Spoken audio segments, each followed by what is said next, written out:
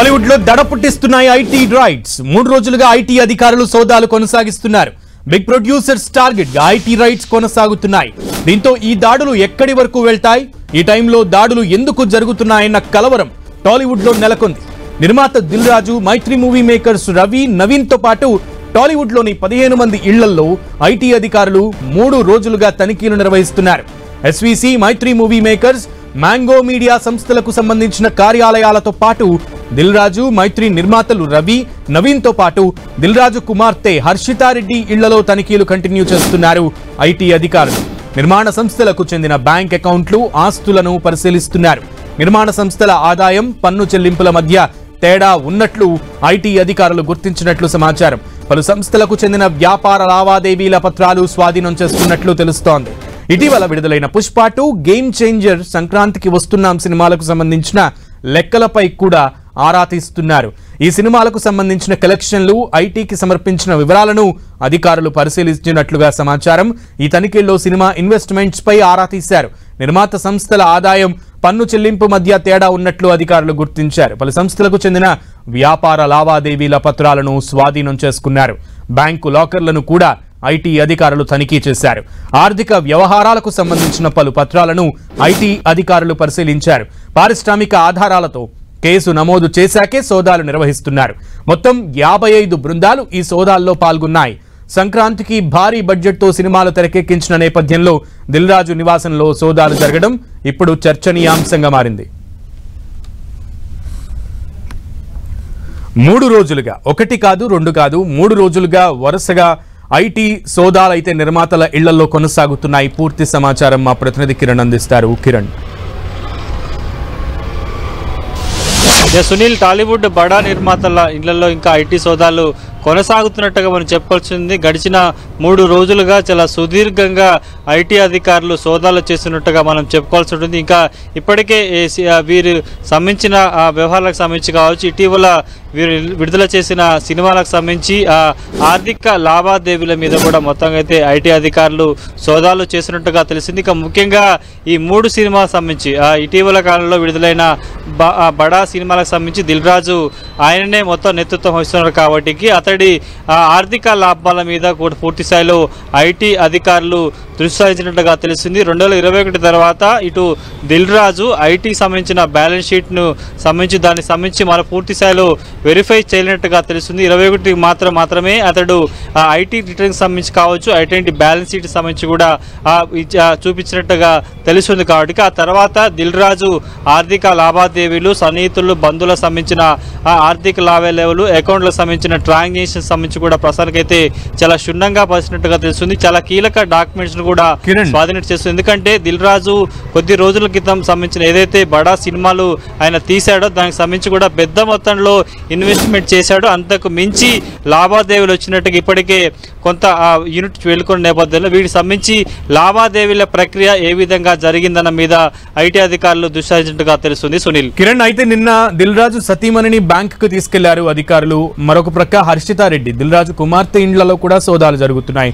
వాటి గురించి అప్డేట్స్.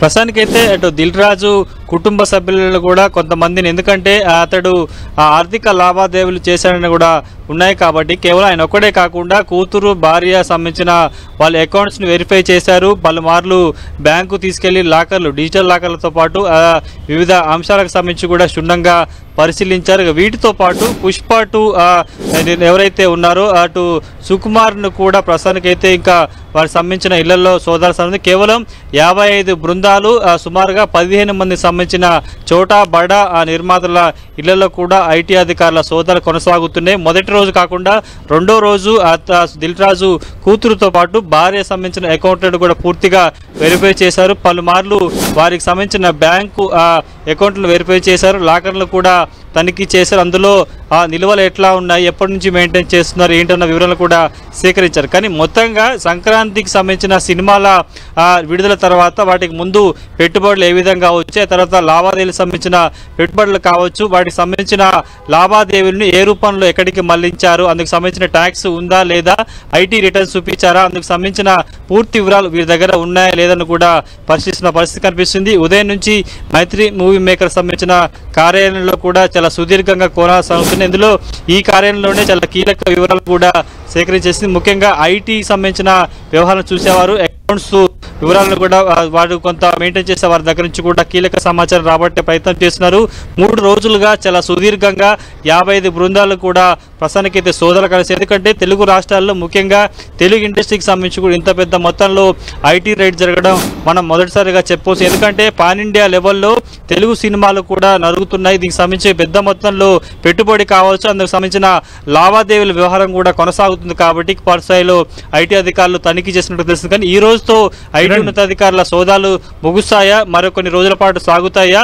ఈ 3 రోజుల ఐటీ సోదాల్లో ఎలాంటి విషయాలను వీరు కనుగొన్నారు, వీటికి సంబంధించిన ఆర్థిక లావాదేవీలైన లొసుకులు బయటపడ్డాయా అన్న కోణంలో కొంత సమాచారం అయితే రావాల్సి ఉంటుంది. సునీల్, ఇక్కడ 2 విషయాలు చాలా హైలైట్ అవుతున్నాయి కిరణ్. ఒకటి, బ్యాలెన్స్ షీట్ సమర్పించకపోవడం దిల్ రాజుకు సంబంధించి, అండ్ రెండోది బ్యాలెన్స్ షీట్లో వ్యత్యాసాలు, అండ్ ముఖ్యంగా వచ్చినటువంటి కలెక్షన్స్, వీళ్ళు పే చేసినటువంటి ఇన్కమ్ ట్యాక్స్ సంబంధించి కూడా వ్యత్యాసాలు కనబడినట్టుగా.